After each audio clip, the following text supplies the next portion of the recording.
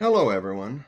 I am Tom DeMayo, and I am the provost of the Troth's Lore Program, which is designed to educate people and spread information about the main sources of Germanic heathenry.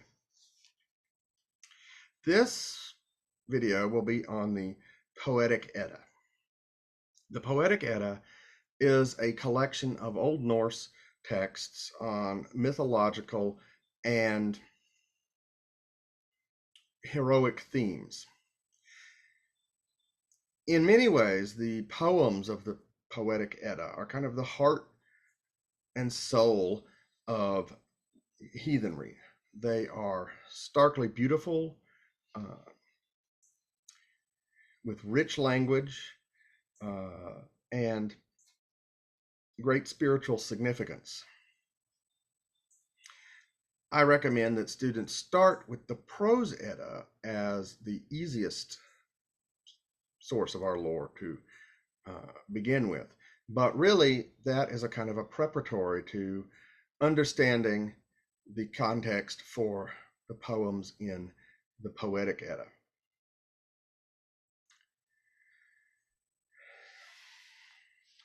The Poetic Edda got its name sort of by analogy with Snorri Sturluson's Prose Edda.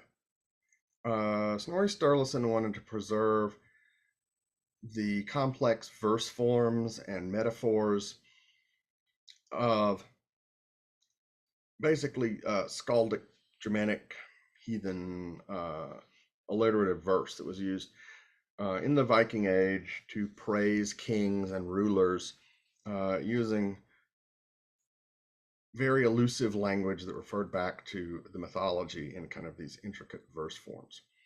And to explain this to a Christian audience, this was about 200 years after the conversion to Christianity, Snorri had to explain the old mythology, which he lays out pretty simply and systematically before going on to his main subject, which is the poetics. And until the mid 1600s, the fragments of this old poetry that were found in Snorri's Edda were kind of all that we had of the Eddic tradition of mythological verse. And people speculated that there was another collection that contained the actual poems. And eventually, they did find a manuscript that had complete or nearly complete versions of much of the poetry to which Snorri had referred.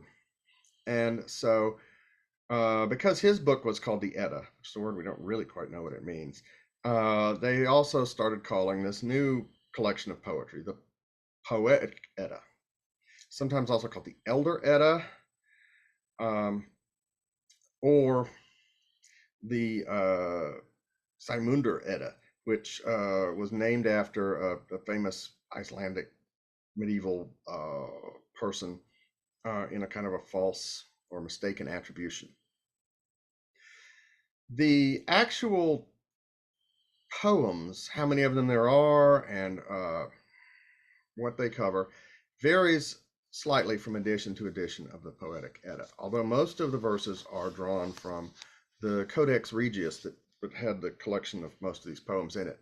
There are other poems that are found in other manuscripts that are sometimes included, and there are poems that are in the original manuscript that are sometimes excluded on the speculation that they are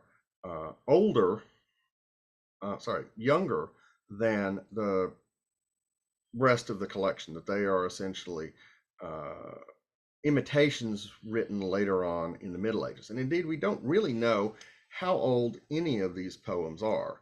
The manuscript is probably 13th century. And there's speculation that oral versions of these poems could go back as far as the Viking Age, but we don't really know.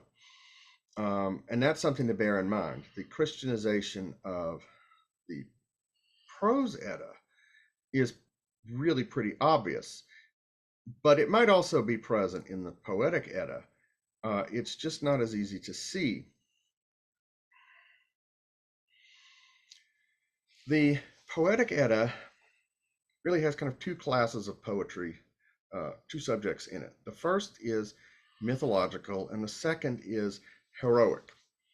And this particular style of verse is somewhat different than the skaldic uh, praise verse that I mentioned earlier. It's called a lot of these meters and these poems are called Eddic after the collection.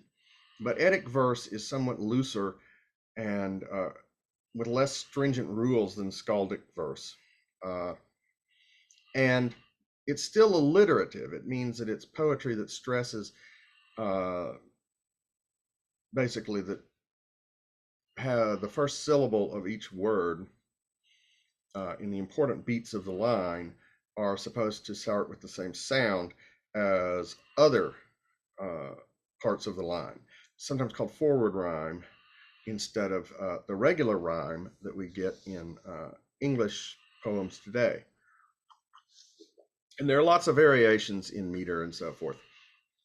And the alliterative verse tradition goes all through basically the Germanic linguistic areas of the Middle Ages. Um, and they continue to write alliterative verse in Middle English uh, all the way down to basically the late Middle Ages. But the Eddic verse is a little bit looser than the skaldic verse. And it's unlike skaldic verse, it's relatively easy to unlock what it means.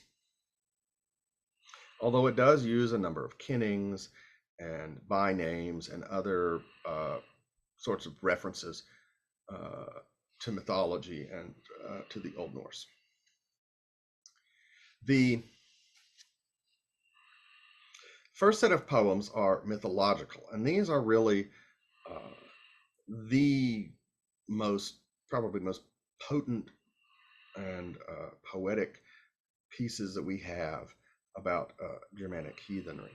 The poems in this, you've got the Voluspa, which is a story basically about the creation and destiny of the world.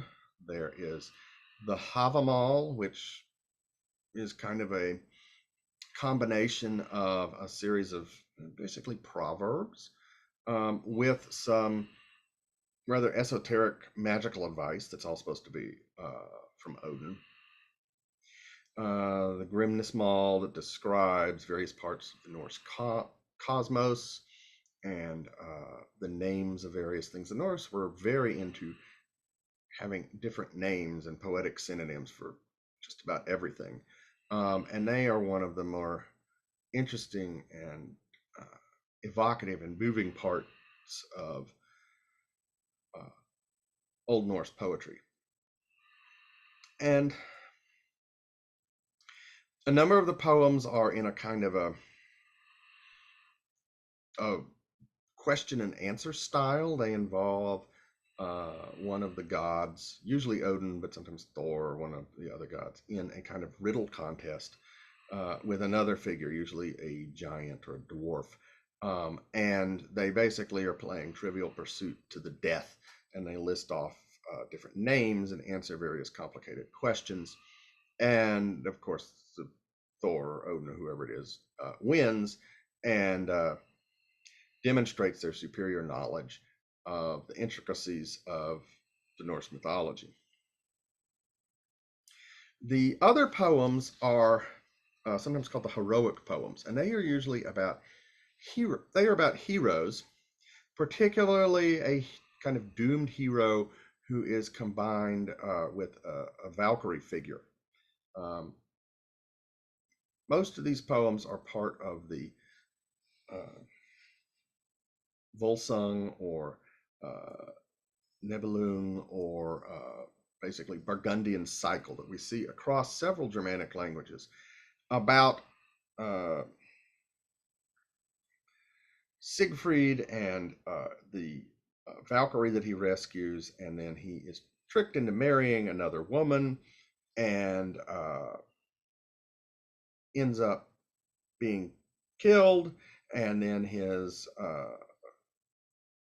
wife is remarried to basically to a character called Otley, who's basically Attila the Hun. Um, And she has a number of poems, and uh, it's basically about love and family obligation and revenge and deception. These were the basis for Wagner's series of operas, and they seem to have been the most famous heroic stories out of uh, sort of the Germanic cultural area in general. We have them in have parts of them in several different languages, not just in Old Norse, not the poems, but elements of the story. So they seem to have been widely known and told.